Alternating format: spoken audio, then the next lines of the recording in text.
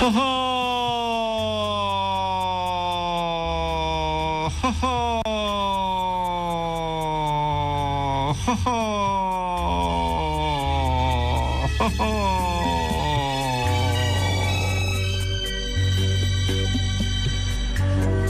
कोरोनाको दुखाई फेरि ओमिक्रोन भएर फर्किएको छ।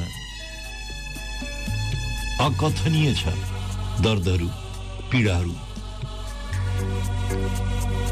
सबका फरक छन्, सबका विशिष्ट छन्। कुनै तार कसैसित जोडिँदैन, कुनै संयोग कसैसित टाँसिएर आउँदैन। हामी केवल भोलिका लागि साहस थुपार्न मात्र सक्छौं। एक वर्ष अघि यसै कारण दिवंगत भएकाहरू सम्झिँदा पनि मुटु ढुक्क भएर फुल्छ। मलाई थाहा छ नि तपाईसित कस्तो भयो। म त थुप्रै मेरा मित्रहरू सम्झिन्छु। यतिखेर यस्तै बेलामा खतरक त्यो मिटरमा, ट्याक्सी मिटरमा पैसा चढ्छ नि, त्यसै गरी बितेका थिए। म ती सबै सम्झेर आजको तरिलेको साँझ तपाईसित साटिन्छु। साँच्ची भन्यो भने म केवल यो दर्दमा, यो पीडामा भोलिको गौरव, भोलिको जिन्दगीको गुमान खोजी बस्छु के।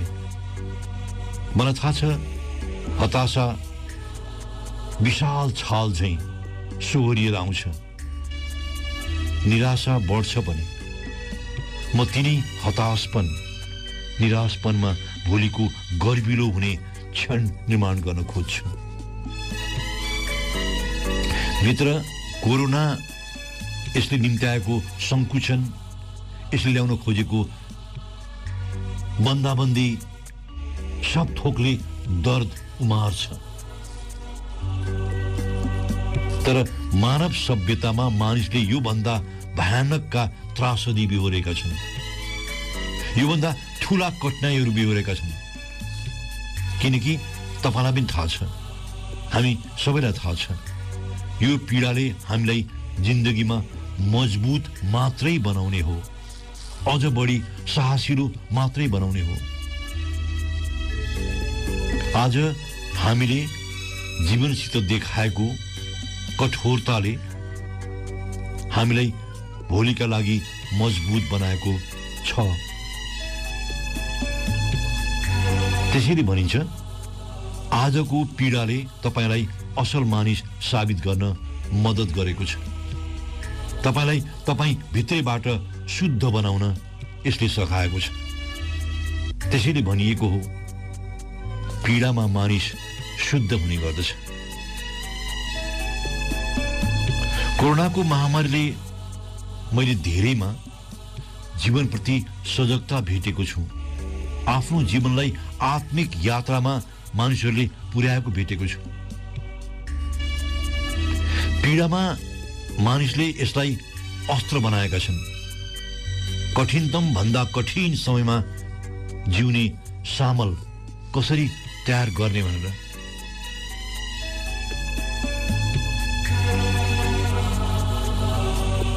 पहिलोमा हामीसित जति पीडा थियो नि कोरोनाको पहिलो बन्दाबन्दीमा, दोस्रोमा झन थपियो। अहिले तेस्रोको मुखमा उभिएर सम्झिँदा गएको वर्षको बन्दाबन्दीले तपाईलाई मजबुत बनायो, तपाईलाई ज्ञानी बनायो, तपाईँ सम्हालिनु भएको छ। तपाईँ हामीलाई जीवनमा मिल्ने दर्दहरूका सन्दर्भमा हाम्रा केही भुइँ यथार्थहरूमै हामीले खोट निर्माण गरेका छौं। हामी यो पृथ्वीमा भयानक प्रसव पछिको परिणाम हौं। भयानक प्रसव पछिको परिणाम हो हामी। सम्झिल्याउनुस्, भयानकको दर्द पश्चात हामी धरतीमा ओर्लिएका हौं। अस्तित्वको आँखामा पीडा र हामी बीच खासमा भेद नै छैन। हामी परिपूरक मात्रै हौं। हामीले चुक कहाँ गर्यौं भने हामीले दर्दलाई, हामीले पीडालाई आफूबाट छुट्याएर आफूलाई साखुल्ली बनाउन खोज्यौं कि हामी त्यसलाई शुभ पक्ष मान्यौं। हाम्रो मूल पहिचानै गल्ती भयो। जस्तो हामीले भन्ने गर्यौं आकाशमा बिजुली चम्किन्छ। तपाईले पनि भन्नुभयो, मैले पनि भनेको छु। हामीले यसो भन्दा हामीले बिजुली र चम्किने कुरा दुई बेग्ला बेग्लै बनायौं कि बिजुली चम्किन्छ, खासमा चम्किने नै बिजुली हो नि। हामीले बिजुली छुट्टै, चम्किने कुरा छुट्टै बनायौं। आकाशमा अर्थोक चम्किन्न, चम्किने थोक बिजुली हो। आकाशबाट बर्सिने वर्षा हो नि, वर्षा भनेकै जो बर्सिरहन्छ। दर्दसितको हाम्रो नातो त्यस्तै भएको छ। दर्द अन्तर्निहित छ, तपाईसितै छ। त्यसलाई छुट्याउनु भयो, भाग लाउनु भयो। त्यसलाई कहिले कोरोनाको खोल उडाइदिनु भयो, कहिले ओमिक्रोनको खोल उडाइदिनु भयो। तर मित्र, हाम्रो दुःख त्यही बढ्यो। हामी दर्दलाई लिएर, पीडालाई लिएर कर्ताको भावमा ओर्लिन्छौँ कि मेरो कारण, मेरो जिन्दगी, म यी यावत कुराहरूको घेरामा आफूलाई पारेर हामी कर्ताको भ्रममा उभियौं। पूर्वीय संस्कृतिको महान काव्य हो महाभारत। जीवनका यावत प्रसंग र चरित्रलाई मिल्ने पात्रहरूको बयान भेटिन्छ यहाँ। भगवानको रूपमा व्याख्या गरिएका पात्र हुन् कृष्ण, र सारा महाभारतमा कृष्णको मुखबाट जीवनका अनेकौं प्रेरणाका संवादहरू लेखकहरू मिलेर यो सभ्यतालाई बोल्न लगाएका छन्। कृष्णको मुखबाट बोल्न लगाएका छन् त्यो पात्रको रूपमा। गीता तिनी मध्येको एक हो। लगभग 10,000 वर्ष अघि भएको त्रासदी र भयानकको युद्धका सारा वर्णन गर्दा कृष्णले बोलिएको भनिएको छ गीतामा। र गीता त्यसैको निचोड हो भनिन्छ। त्यही नै एउटा श्लोकमा कृष्णले बोलेका छन्, म गरिरहँदा पनि अकर्ता हुँ। म गरिरहँदा पनि अकर्ता हुँ। सुन्दा अलिक प्रीतिकर लाग्दैन, तर त्यसलाई गहिरो गरी बुझ्दा हामी जीवनमा अकर्ता बुझ्न भ्याउँछौँ। टाउको दुख्दा तपाईँ र मसित त्यस्तै हुन्छ। हामी र टाउको दुखाइको दुईवटा भाव जन्मिन्छ। अब हामी औषधि लिन्छौँ, निप्स, सिटामोल, एस्प्रिन। एकछिनपछि टाउको दुखाइ निको हुन्छ। हामी सन्चो मान्छौँ। तपाईँलाई लाग्छ दुखाइ सकियो, तपाईँबाट हट्यो, पीडा हट्यो, दर्द गयो, हामीलाई लाग्छ। तर खासमा नि त्यस्तो हुन्न। त्यो त्यही हुन्छ। दुखाइ हामीसित नै हुन्छ। केवल दुखाइ पुर्याउने जुन तन्तु छ, जुन संयन्त्र छ, त्योसितको तपाईँ हाम्रो सम्पर्क मात्रै टुटेको छ। जिन्दगीमा दुखाइ स्थायी हो, तपाईसित छ, तपाईको हो। यही संयन्त्र तपाईमा पुर्याउने दर्द र पीडाको सन्दर्भमा कृष्ण गीतामा अकर्ता बोल्छन्। तपाईँ अकर्ता हो। एकपटकको घटनामा एकजना रोगी जो खुट्टाको औँलाको पीडाका कारण अस्पताल पुर्याइएका छन्। डाक्टरहरू अनेकौं उपायमा उनको खुट्टाको औँलाको दुखाइको समाधान भेट्दैनन् र अन्त्यमा उनको चोटको कारण डाक्टरहरू उनी बेहोस हुँदै घुँडा मुनतिरको भाग काटिदिन्छन्। पुरै काटिदिन्छ हेर्नुहोस् है। नरहे बाँस नबजे बाँसुरी, औँली नरहेपछि के दुख्छ। खुट्टाको अपरेसन घुँडा मुनतिर काटेर गरिसकेपछि पनि रोगी औँलामा पीडा भइरहेको कुरा गर्छन्। एक दिन नर्स उनको त्यो पीडाको अनुभव सुनिरहेकी हुन्छन्। नर्स रोगीलाई हिम्मत जोडजाम गरेर भन्छन्, होइन होला, फेरि पनि सम्झिनुहोस् त, औँलामा दुखेको होइन होला। बिरामी खुट्टाको औँलामा पीडा भइरहेको बताउँछ। अब नर्स भन्छन्, तपाईँको घुँडा मुनतिरको खुट्टो अपरेसन गरेर काटिसकिएको छ, कसरी औँलामा पीडा भयो भनेर भन्नुहुन्छ तपाईँ? अब रोगी आफ्नो खुट्टा काटिसकेको पत्तो पाउँछ, तर उनको दुखाइ त्यही खुट्टाको औँलामा भइरहन्छ। अब डाक्टरहरूको समूह आएर बिरामीसित छलफल गर्छन् र रोगी बोल्छ। हेर्नुहोस् त्यहाँ, हो म देखिरहेको छु, मेरो खुट्टो काटिएको छ, औँलाको पीडा नहुनु पर्ने, तर म के गरौँ, औँलाहरूमा दर्द अझै पनि छ। अब डाक्टर एउटा अनुसन्धान गर्ने टोली बनाउँछन्, यो मानसिक रोग हो कि के हो भनेर। अनुसन्धानकर्ताहरू निष्कर्ष निकाल्छन्, हेर्नुहोस्, रोगी ठिक भनिरहेको छ भनेर। त्यो दर्दको, त्यो पीडाको खबर पुर्याउने तन्तुहरू अझै सक्रिय रहेछन्। उनको मस्तिष्कमा त्यो दर्दको कुरा पुर्याउने तन्तुहरू सक्रिय रहेछन्। ती मसिना नसाहरू, नसाका तारहरू काँपिरहेका छन् र तिनले दुखाइ पुर्याइरहेका रहेछन्। औँला छैन तर पीडा छ। जिन्दगीमा साराका सारा खेल तपाईँ र दुखाइ बीचमा खडा गरिएको संवादको कारण हो र त्यही भ्रमले तपाईँलाई तपाईँको आफ्नो नैसर्गिक दुखाइबाट छुट्याउँछ र तपाईँ अर्थ बनाउँदै हिँड्नुहुन्छ। प्रसिद्ध ग्रन्थ गीतामा कृष्ण यहीँनिर अकर्ताको दर्शन बोलिरहन्छन्।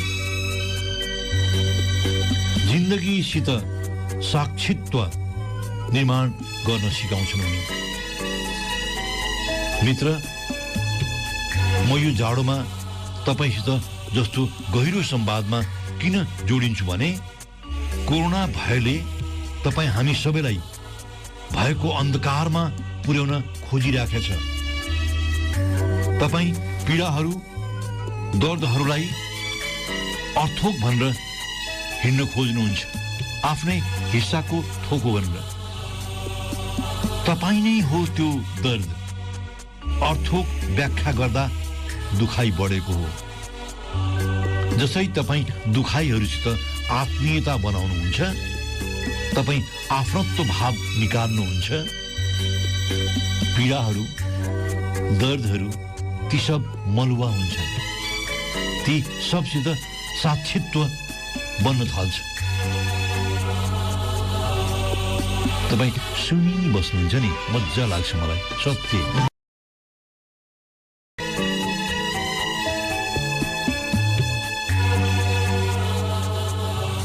तपाईँले सायदै विचार पुर्याउनु भएको कुरा होला, हामी सधैँभरि र प्राय अरूलाई गिल्ला गरिरहेका हुन्छौँ। सानो सानो प्रसङ्गमा पनि हामी गिल्ला अभिव्यक्ति दिइरहेका हुन्छौँ। यसलाई मनोवैज्ञानिक परीक्षणको रूपमा विश्लेषण गरेर अर्थ्याउन सकियो भने कतिपय मनोविदले हामीमा भएको यो मनोरोगको रूप भन्न बेर मान्दैनन्। एक किसिमको रूप हो यो मनोरोगको, र खासमा यो हो पनि, हामीसित त्यस्तो रोग हुन्छ पनि। तपाईँले दिने प्रतिक्रिया, तपाईँले गर्ने गिल्लाहरूलाई एकपटक हेर्नुहोस् त। तपाईँलाई पनि ती स्वभावहरू, आफ्ना जस्तो लाग्ने छैन।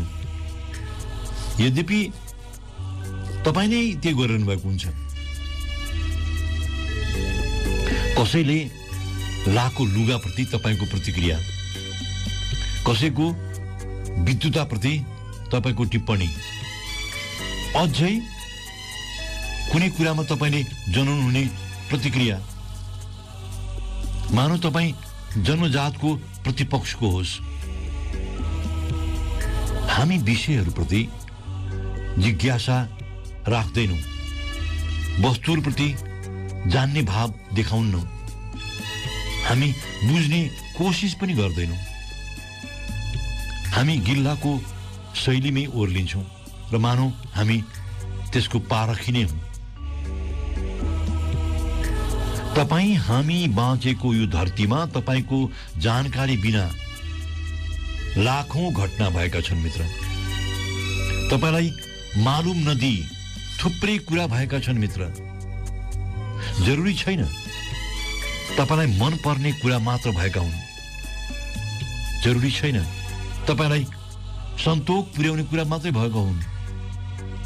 हरेक घटना, हरेक व्यक्ति र हरेक विषय आफ्नो स्वभावमा त्यहाँ छन्। ती आफ्नै स्वभावमा यो प्रकृतिको सौन्दर्य भएका छन्। जरुरी छैन तपाईलाई मन परोस् त्यो। तर तपाईँ तुरुन्तै गिल्ला गर्ने भावमा मानिसहरूलाई परख गरिदिनुहुन्छ, मान्छेहरूलाई परीक्षण गरिदिनुहुन्छ। तपाईको व्यक्तित्वसित यहीँनिर दोहोरी पर्छ। तपाईँ भित्रको स्वाभाविक रूपको जिज्ञासा हराउँछ र तपाईँ परीक्षण गर्न ओर्लिनुहुन्छ, परीक्षक जस्तो। जहाँ तिदा कोठामा निरीक्षकहरू हुन्छन् नि, हो त्यस्तो। तपाईँ एक नासले लेखिरहँदा निरीक्षक टहलिरहन्छ तपाईँकै छेउबाट। तपाईँको स्वभावमा त्यस्तै निरीक्षक हुने भाव निस्किन्छ साधारण जीवनका सवालहरूमा। तपाईँ हामी मध्ये धेरैले यस्तो देखेका छौँ, भोगेका छौँ। हामी भन्छौँ नि, म मान्छे देखेर चिनिहाल्छु, मान्छे देखेर म चिन्छु। यो कस्तो छ भनेर अझै तपाईँले पनि सुन्नुभएको छ। म त फ्याक्टै भन्न सक्छु त्यो मानिस यस्तो भनेर, फ्याक्टै। खासमा मानिसहरू अरूका बारेमा, अरूको विषयमा जुन परख टिप्पणी गर्दछन्, खासमा तिनको अरूलाई चिन्ने वा परख गर्ने क्षमता होइन त्यो। त्यो केवल तिनले आफैलाई बयान गरेको मात्रै हो, म कस्तो छु भनेर। हामीलाई लाग्छ हामीले अरूको बयान गर्यौँ, होइन, तपाईँ आफ्नो बयान गरिरहनु भएको छ त्यहाँ। तारा ब्याच एकजना अमेरिकी मनोविद छिन्, लेखिका पनि हुन्। उनी एउटा प्रसङ्ग जहिले आफ्ना आख्यानमा दिइरहन्छन्। उनले हाल्ने कथामा एउटा छाउरा कुकुरको कथा छ। तपाईँ कुनै सानो वनतिर टहल्दै गर्दा, मानुस तपाईँ रानी वनतिर हुनुहुन्छ, त्यस्तै वन टहल्दै गर्दा तपाईँ देख्नुहुन्छ एउटा कुकुरको छाउरो जाडोमा कक्रक्क परेर एउटा रुखको फेदमा बसिरहेको र कराइरहेको, चिडचिडी कराइरहेको छ। तपाईँलाई कुकुरको छाउरो मायालाग्दो लाग्छ। अब तपाईँ त्यो कुकुरको छेउ पुग्नुहुन्छ। जसै तपाईँ त्यो छाउराको नजिक पुग्नुहुन्छ, कुकुरको छाउरो डराउँछ र घुर्छ र तपाईँलाई टोकुला जस्तो गर्छ। तपाईँ एकाएक हच्किनुहुन्छ। अब तपाईँको लागि त्यो छाउरो माया लाग्दो लाग्न छोड्छ र तपाईँभित्र उप्रति अलिकति रिसको भाव पनि उठ्न थाल्छ। त्यति नै बेला मसिनो हावाको झोका चल्छ। रुखको फेदमा जम्मा भएका रुख सुकेका पातहरू हावाले उडाएर परतिर सारिदिन्छ। अब तपाईँ देख्नुहुन्छ कुकुरको छाउरो त एउटा मसिनो पासोमा परेको रहेछ। छाउरोको खुट्टा एउटा भत्केको त्यो काठको पासोमा परेको रहेछ, अड्किएको रहेछ। अब तपाईँभित्र कुकुरको छाउराप्रति करुणा उत्पन्न हुन्छ। तपाईलाई पत्तो लाग्छ छाउरा दुखाइमा छ, पासोको दुखाइमा। तारा ब्याज भन्छन् तपाई सकेसम्म कसरी धेरै परख गरेर आफूमा आनन्दित हुने हो कि तपाई पनि यो प्रकृतिको सारा बुहार्तन सहेर हुर्किएको प्राणी हो कि तपाई जसै छाउरा वा मानिस देख्नुहुन्छ खासमा तपाई त्यस्तै हो। तपाई अरू जस्तै व्यवहारमा हुनुहुन्छ। वनमा हिँड्दा छाउरालाई लिएर तपाईसित उत्पन्न भावमा आफूलाई राखी हेर्नुहोस् त, तपाईसित त्यस्तै हुन्छ जस्तो तपाईलाई कुकुरको छाउरो पासोमा खुट्टा अड्किएर बसेको बेला जस्तो। उनी एउटा सूत्र बोल्छिन्, तारा ब्याज, म भए के गर्थ्यौं होला? कसैमाथि गिल्ला गर्दा तपाई यो सूत्रलाई उपयोग गर्नुस्, म भए के गर्थ्यौं होला? तारा ब्याज भन्छन् अरूको कुरा काट्दा तपाई धेरै सन्दर्भमा आफूलाई चिनाइरहनुहुन्छ। गिल्ला गर्नुलाई मनोविदहरू तपाई आफूभित्रको कमजोरी, तपाई आफूभित्रको असुरक्षासित भिडिरहनु भएको निष्कर्ष दिन्छन्। तपाईले देख्नु भएको छ हामी मध्ये धेरै यो बानीको शिकार भएका छौँ। अरूलाई दुःख पुर्याएर कसैको खुसीको लागि प्रार्थना गरिरहन्छौँ। अरूलाई दुःख पुर्याएर हेर्नुहोस् है, कसैको लागि प्रार्थना गर्नुसम्म बुझिन्छ, तर अरूलाई कष्ट पुर्याउने हदलाई तपाईँ हामी बिर्सिदिन्छौँ। कसैको लागि प्रार्थना गर्नु ठिकै हो, तर अरूलाई दुःख पुर्याएर त्यो हद चाहिँ होइन। गोपाल दास गैर एकजना कथावाचक छन् इन्डियामा। तपाईँले सायद टिभीमा पनि के थियो युट्युबमा पनि देख्नु भएको छ होला। उनी एउटा प्रसङ्ग ज्यादै राम्रो सुनाउँछन्। एकजना शिक्षक, गणितका शिक्षक कक्षामा साना साना नानीहरूलाई पढाइरहेका छन्। 6 वर्षका नानीहरूलाई पढाइरहेका शिक्षक पार्थसित सोध्छन्, भन त 2वटा आँप र 2वटा आँप जोड्दा तिमीसित कतिवटा आँप हुन्छ? पार्थ जवाफ फर्काउँछ, 5। शिक्षक फेरि औँलामा गिन्ती गर्दै देखाउँदै सोच्छन्, 2 र अर्को 2 आँप जोड्यो भने कतिवटा आँप तिमीसित हुन्छ? पार्थ फेरि पनि जोड दिएर भन्छ, 5। शिक्षक अचम्ममा पर्दछ। पार्थकी आमाले शिक्षकलाई भनेकी थिइन् पार्थ आँप मन पराउँछ। अब शिक्षक तत्काल उदाहरणमा प्रस्तुत गरेको वस्तु फेरिदिन्छ, बदलिदिन्छ। पार्थ अब भन्नुहोस् 2 र 2वटा स्ट्रबेरी जोड्दा कतिवटा हुन्छ? पार्थ तत्काल जवाफ दिन्छ, 4। अब शिक्षक सन्तुष्ट छ।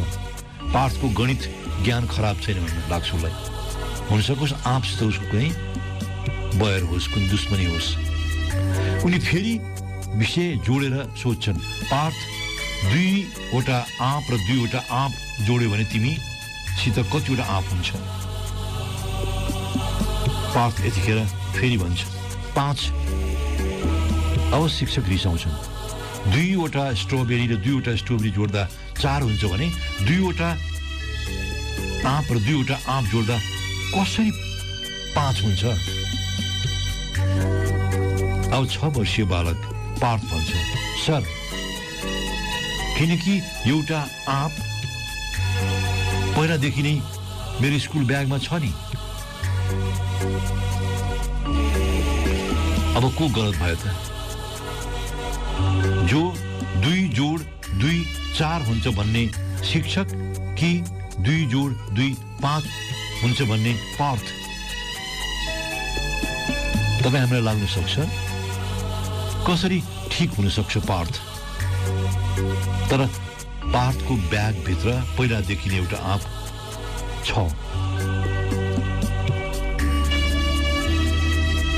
दुवै सही छन्।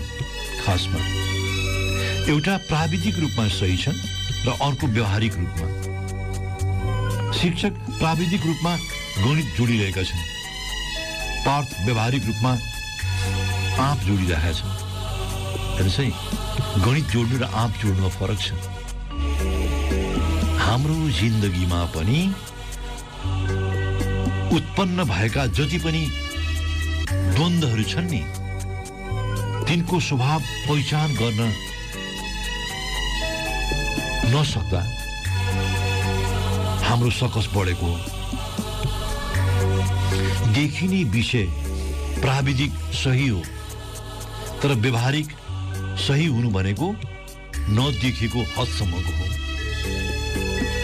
तपाईँ हामी धेरै विषय वस्तु र व्यक्तिहरूको नदेखिने कुराहरूसम्म पुग्न भ्याउँदैनौँ र कुरा काटिदिन्छौँ। मैले अघि भने नि गिल्ला गर्छु भने नि त्यही हो। स्वाभाविक छ, हाम्रो गिल्ला स्वाभाविक लाग्छ हामीलाई, तर वास्तविकता के हो भने हामी नदेखेको हदमा पुगिराखेका हुन्नौँ। हामी चुक्छौँ। हामी पार्थको झोलामा पहिला देखिने रहेको आँप देख्न सक्दैनौँ र हामी पार्थको गणित ज्ञानमा शङ्का गर्छौँ। तपाईँले याद गर्नुभयो भने अब फेला पार्नुहुनेछ, तपाईँ हाम्रो जीवनमा उठेका जति पनि द्वन्द्व छन् नि, ती सब प्राविधिक र व्यावहारिक सहीपनाको धाजामा परेका हुन्छन् र हामी जिन्दगीसित अल्मलिएका हुन्छौँ।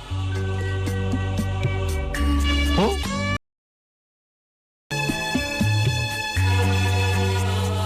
यो जिन्दगीमा तपाईले गुमाएका कुराहरूको सूची बनाएर बस्नुभयो तपाईँ कहिल्यै के कुरा गुमायो भनेर बड्डो गजबको खेल हुँदो रहेछ सूची बनाउने खेल के। यो जिन्दगीमा के गुमाइयो त्यसको सूची त एक हदसम्म बन्न सक्छ, बन्ला पनि, तर ती गुमाइएका कुराहरू किन रहेछ भनेर पत्ता लगाउन खोज्यो भने असाध्यै विचित्रको रोमाञ्चित हुने तथ्य मिल्छ। हेर्नुहोस्, हामी मिसो पाउँदैनौँ। तपाईँ याद गर्नुहोला, तपाईँले जहिल्यै पुरा पाउने आकांक्षामा धेरै कुरा गुमाउनु भयो। आकाशमा देखिने चन्द्रमासित तपाईँको रुचि कस्तो छ म भन्न सक्दिनँ यतिखेर, तर तपाईँको तिर आकाशमा चन्द्रमा देखिएको छ भने हेर्नुहोला, पातलो करौती जस्तो देखिया छ भने पनि राम्रै देखिन्छ। हँसिया आकारको चन्द्रमा तपाईँले धेरैचोटि देख्नु भएको छ। पृथ्वीबाट देखिने जुनको आकार जस्तो सुकै पनि राम्रै हुन्छ के मित्र, जस्तो सुकै पनि राम्रो हुन्छ। जुन हो के, हामी पूर्णे आकारको जुनलाई मात्रै पाउने आकांक्षामा सब कुरा गुमाउँछौँ। जिन्दगीमा गुमाएका कुराहरूको बिस्कुन सुकाएर बस्नुभयो भने देखिन्छ। पुरै पाउने आकांक्षामा तपाईँले यो जिन्दगीमा धेरै कुरा गुमाउनु भएको रहेछ, जबकि आधी उँधी देखिने जुन पनि कम राम्रो त हुन्न नि। जिन्दगीमा सब थोक आफ्नो माफिक होस् भन्ने चाहना, सब थोक पुराका पुरा मिलोस् भन्ने चाहनाले तपाईलाई जिन्दगीको यो मोडमा गरिब बनाएको हो, तन्दम बनाएको हो। पुरा पाउने चाहना, सधैँ पाउने आकांक्षाले तपाईभित्र लोभ मात्रै जमेन, अहंकार पनि जम्यो।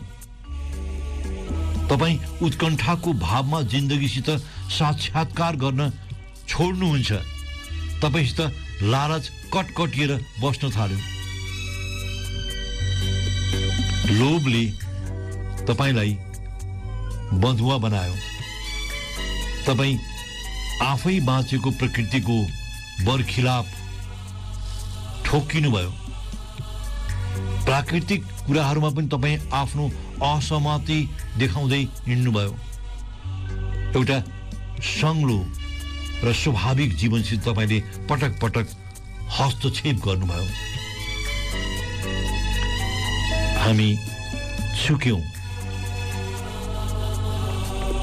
यो प्रकृतिमा ठूलो माछाहरूको आहारा साना माछा हुन्। यो प्रकृति प्रदत्त हो। अब तपाई हस्तक्षेप गर्नुहुन्छ र सानो माछाको पक्षमा वकालत गर्नुहुन्छ भने म तपाईको करुणालाई सलाम गर्छु। तर मित्र, यो विशाल प्रकृतिको नियम हो। समुद्रमा ठुलठुला माछाहरूको आहारा साना भुरा माछाहरू हुन्छन्। तपाई यहाँ पूर्ण समानता खोजेर आफूलाई अल्मल्याउनु मात्रै हुन्छ। बराबरी न्यायको अर्थ प्राकृतिक न्याय बाहिर हुँदै होइन के। बराबरी न्यायको अर्थ नि प्राकृतिक न्याय बाहिर हुँदै होइन, न त प्राकृतिक न्याय विरुद्ध हो। साना माछाहरूको आहारा नगर्ने हो भने यो अस्तित्वमा ठूला माछाहरू देखिने नै छैनन्। र सोच्नु, समुद्री किनारमा बस्ने चीलहरू कसरी यो तपाईं हाम्रो प्रकृतिको हिस्सा भइरहलान् जब ठूला माछाहरू नदेखिने हुन् भने। पुराणहरूमा कतै यो प्रसङ्ग आउँछ। म ठ्याक्कै यही पुराण भन्न सक्दिनँ, तर कतै छ जरुर। पूर्वीय संस्कृतिमा, विशेष गरी हिन्दू सनातन संस्कृतिमा मनुलाई प्रथम पुरुष भन्ने चिनाइएको छ। मनुलाई प्रथम पुरुष भनेर चिनाइएको छ। ग्रन्थहरूले 20,000 वर्ष पहिलाको घटना भनेर लेखेका पनि छन्। अझै उत्खनन भएको भनिन्छ। त्यहाँबाट स्वयम्भू शब्द बनेको भनिन्छ। त्यहीबाट मनुकै सन्तान मनुष्य भनेर भाष्य पनि बनाइएको छ। यो प्रसङ्गमा एउटा सानो माछा मानिसहरूको आदि पुरुष मनुकोमा पुगेका छन्, ठूला माछाहरूबाट त्राण दिलाइदेऊ भनेर।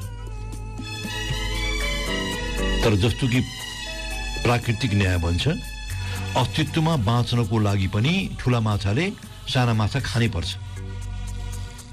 अब यो प्रसङ्गमा वर्णन गरिएको छ, मनु यहाँ साना भुरा माछाको यातनामा द्रवित भएका छन्।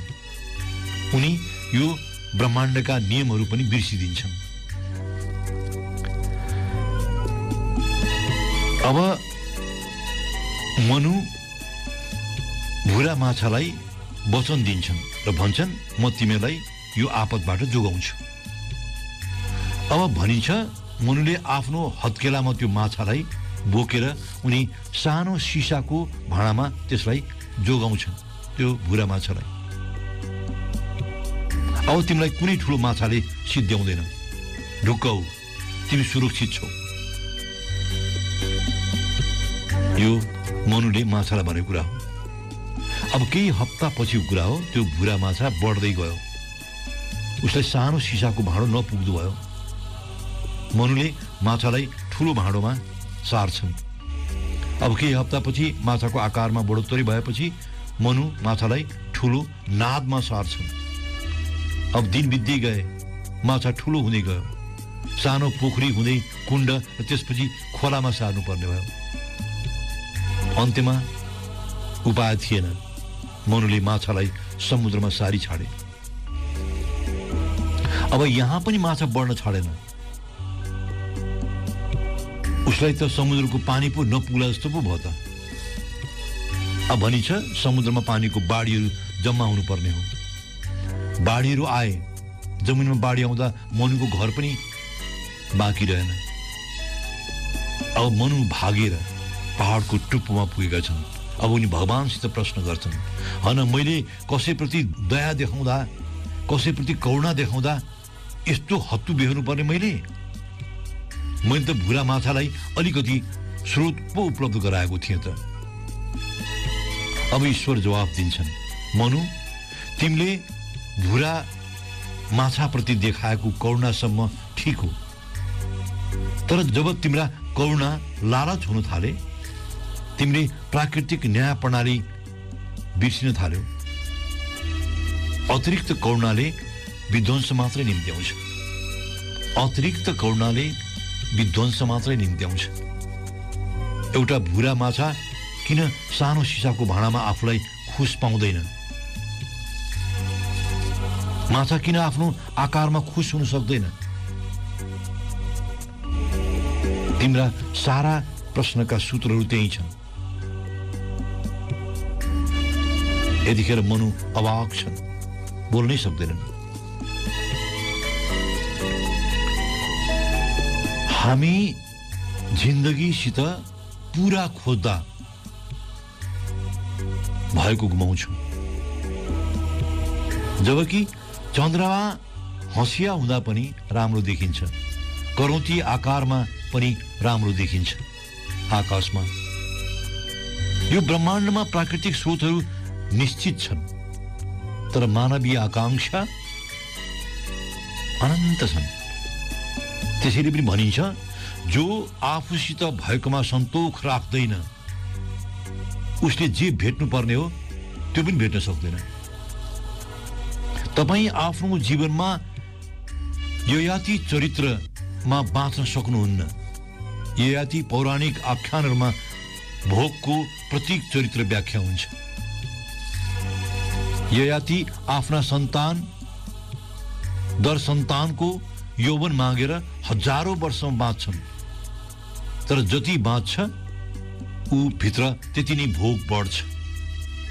त्यसपछि नै पूर्वीय संस्कृतिमा यो भनाइ जोडिन थालिन्छ, भोगको कामना भोगबाट सकिन्न, यो अझै बढ्छ मात्र। जस्तो हवनमा चरु हाल्दा हवन अझै बल्छ नि, त्यस्तै कामना झन बढ्छ भोगमा। भोगबाट मुक्ति केवल छोड्नुबाट मात्र सम्भव छ, त्याग्नु, छोड्नु। आफ्ना सन्तोखहरूसित सौन्दर्य खोज्नु, आफ्ना सन्तोखहरूमा खुश हुन सक्नु। यो बाँचेको धरतीमा तपाईँ यसकै प्रकृतिसित अनुकूलन बनाउने मात्रै हो सारा जीवनको सार। तपाईँसित सधैँभरि पूर्णिमा उपलब्ध छैन, सधैँभरि पूर्णेको जुन उपलब्ध हुन्न, सधैँभरि पूर्णेको जुन मिल्दैन भन्दैमा जुनका बाँकी स्वरूपहरू राम्रा छैनन् भन्ने नै होइन। यो जिन्दगीसित भिन्न भिन्न जुनको सौन्दर्य छ र त्यसैमा सुख पनि छ र सन्तोष पनि।